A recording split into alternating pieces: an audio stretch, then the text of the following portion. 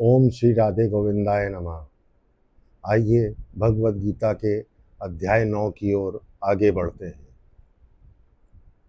भगवान श्री कृष्ण कहते हैं, हे अर्जुन, मैं अब तुझको वह सबसे गुप्त और उत्तम ज्ञान सिद्धांत बताता हूँ। तू निसंग और निर्दोष भाव से उसे सुन। यह ज्ञान और उसके साथ प्रत्यक्ष अनुभव अर्थात विज्ञान सहित है। इसे जान लेने पर तू सब प्रकार के दुखों और अशुभ परिणामों से मुक्त हो जाएगा। गीता का यह अध्याय राज विद्या राजगुह योग कहलाता है। इसमें भगवान वह ज्ञान देते हैं जो सबसे उत्तम और सबसे गुप्त है। यह ज्ञान केवल सुनने भर का नहीं बल्कि इसका अनुभव भी कराया जा सकता है। इसीलिए इसे ज्ञान विज्ञान कहा गया है। श्री भगवान विशेष बात पर जोर देते हैं कि यह उपदेश उन्हीं को दिया जाता है जिसमें ईर्ष्या दोष दर्शन का भाव नहीं है। जो सरल हृदय से भगवान की बात को स्वीकार करता है वही इसका लाभ उठा सकता है। इस ज्ञान को पाने के बाद मनुष्य संसार के बंधनों, पापों और दुखों से मुक्त हो जाता है। यह ज्ञान विद्या का राजा है और रहस्यों का भी राजा है। यह अत्यंत पवित्र और उत्तम है। यह ऐसा धर्म है जिसका प्रत्यक्ष अनुभव किया जा सकता है। इसे करना बहुत आसान है और यह कभी नाश होने वाला नहीं है। श्री भगवान आगे कहते हैं, हे अर्जुन, जो मनुष्य इस उत्तम धर्म भक्ति मार्ग में श्रद्धा नहीं रखते वे मुझे प्राप्त नहीं होते और जन्म मरण के चक्र में घूमते रहते हैं। यह संपूर्ण जगत मेरी अव्यक्त सूक्ष्म रूप से प्रकृति में व्याप्त है। सब प्राणी मुझ में स्थित है परंतु मैं उनमें वास्तव में स्थित नहीं हूं। भगवान का यहाँ अपनी सर्वव्यापकता बताने का अभिप्राय है। वे कहते हैं, जैसे आकाश सब जगह व्याप्त है परंतु दिखाई नहीं देता, वैसे ही मैं भी अपने अव्यक्त रूप से सारे जगत में व्याप्त हूं। सभी प्राणी चर अचर मेरा ही आधार लेकर स्थित हैं, फिर भी मैं उनमें सब में फंसा हुआ नहीं हूं। जैसे सूर्य सबको प्रकाशित करता है पर किसी में लिप्त नहीं होता, उसी प्रकार ईश्वर भी इस संसार में लिप्त नहीं होते।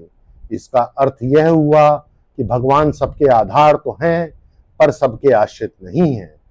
इससे भक्त को यह समझना चाहिए कि भगवान उसके चारों ओर ही नहीं बल्कि भीतर भी हर क्षण विद्यमान है।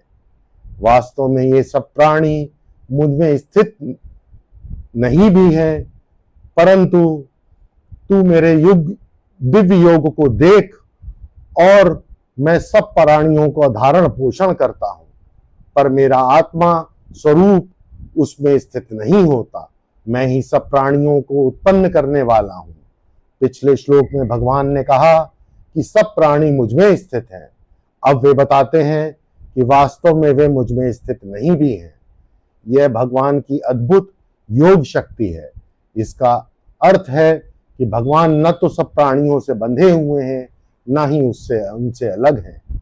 जैसे कोई बड़ा पात्र अनगिनत वस्तुओं को अपने में धारण कर ले फिर भी जैसा खाली लगे, वैसे ही भगवान सबको धारण करके भी निर्लिप्त ही रहते हैं। वे ही सब प्राणियों का पालन पोषण करते हैं और उन्हीं से सब प्राणियों की उत्पत्ति होती है। इस प्रकार भगवान का स्वरूप निराला, अलौकिक और असीम शक्ति से युक्त है। जैसे आकाश में हमेशा रहने वाली वायु सब जगह घूमती है, वैसे ही सब प्राणी मुझ में रहते हैं, ऐसा तू समझ। हे अर्जुन, कल्प के अंत में सब प्राणी मेरी प्रकृति में लीन हो जाते हैं और कल्प की शुरुआत में मैं उन्हें फिर से प्रकट कर देता हूं। एक कल्प यानी 4 अरब 32 करोड़ वर्ष, जो ब्रह्मा का एक दिन होता है। इतना ही समय ब्रह्मा की रात होती है। ब्रह्मा का एक दिन और रात मिलकर 8 अरब 64 वर्ष का होता है। मैं अपनी प्रकृति को वश में करके बार बार इस संपूर्ण प्राणी समूह को उत्पन्न करता हूं। ये सब प्राणी प्रकृति के वश होकर असहाय रूप से उत्पन्न होते हैं। हे अर्जुन, ये सृष्टि आदि के सब कर्म मुझे बांधते नहीं हैं। मैं उन कर्मों में आसक्त न होकर तटस्थ की तरह ही स्थित रहता हूं। भगवान बार बार सृष्टि का निर्माण करते हैं, प्राणियों का पालन करते हैं और प्रलय के समय उनका संहार भी करते हैं, परंतु इन सब कर्मों में भगवान का कोई आसक्ति या स्वार्थ नहीं है। वे जैसे निर्लिप्त दर्शक हों, कर्म करते हुए भी कर्म से बंधते नहीं हैं।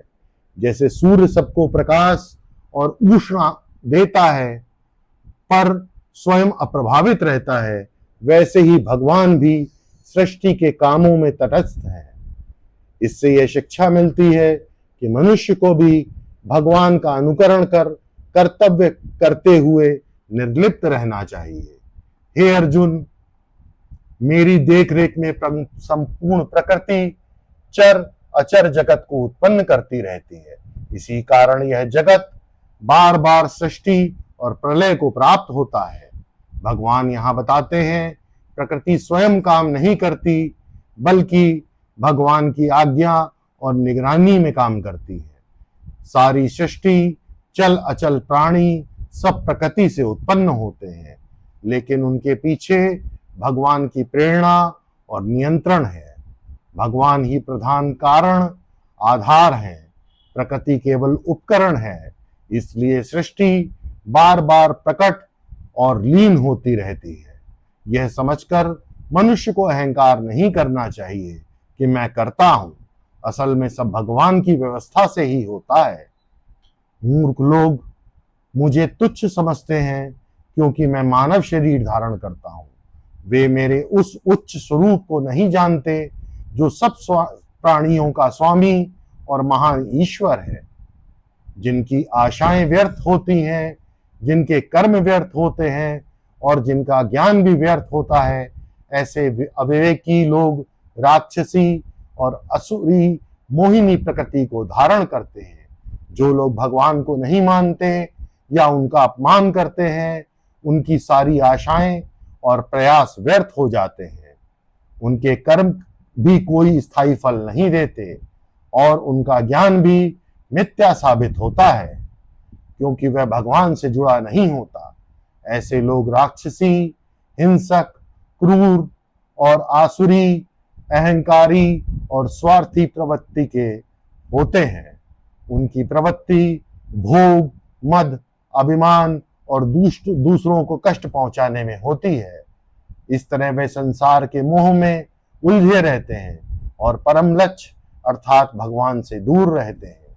परंतु हे अर्जुन, महात्मा लोग दिव्य प्रकृति को धारण करके मुझे ही सबका अविनाशी, सबका आदि मूल जानकर एकनिष्ठ मन से मेरी भक्ति करते हैं। परंतु हे अर्जुन, महात्मा लोग दिव्य प्रकृति को धारण करके मुझे ही अविनाशी, सबका आदि मूल जानकर एकनिष्ठ मन से मेरी भक्ति करते हैं। वे महात्मा लोग सदा मेरा कीर्तन करते रहते हैं, दृढ़ निश्चय से निरंतर प्रयत्न करते हैं, मुझे भक्ति से नमस्कार करते हैं और निरंतर जुड़े हुए मुझको ही उपासते हैं। कुछ महात्मा लोग ज्ञान यज्ञ के द्वारा भी मेरी उपासना करते हैं। वे मुझे एक रूप से, अनेक रूप से, सर्वत्र व्याप्त विश्व रूप से पूजते हैं। महात्माओं की भक्ति के अलग अलग रूप होते हैं। कोई भगवान को एक ही रूप में मानकर उपासना करता है, जैसे कृष्ण, राम आदि। कोई उन्हें अनेक रूपों में मानकर पूजता है, जैसे विष्णु, शिव, दुर्गा आदि रूपों में वही भगवान है, ऐसा मानकर वह पूजता है। और कोई उन्हें सर्वव्यापी विश्व रूप मानकर सब जगह विराजमान समझकर पूजा करता है। ज्ञान यज्ञ का अर्थ है भगवान को सही ज्ञान से समझकर सर्वव्यापक, सर्वरूप और सर्वाधार मानकर उनकी भक्ति करना। इस प्रकार भक्त चाहे किसी भी दृष्टि से पूजे, भगवान की ही उपासना होती है। मैं ही वेदों में बताई जाने वाली यज्ञ क्रिया हूं, मैं ही यज्ञ हूं, मैं ही पितरों को दी जाने वाली स्वधा हूं, मैं ही औषधि अर्थात हवन में डाली जाने वाली सामग्री हूं, मैं ही मंत्र हूं, मैं ही घृत हूं, मैं ही अग्नि हूं और मैं ही आहुति हूं। भगवान यहाँ यह बताते हैं, यज्ञ में उपयोग होने वाली हर चीज और संपूर्ण यज्ञ प्रक्रिया वास्तव में उनका ही रूप है। यज्ञ में जो मंत्र पढ़े जाते हैं वह भी भगवान है, जो आहुति घी आदि डाला जाता है वह भी भगवान ही है, जो अग्नि जल रही है वह भी भगवान ही है।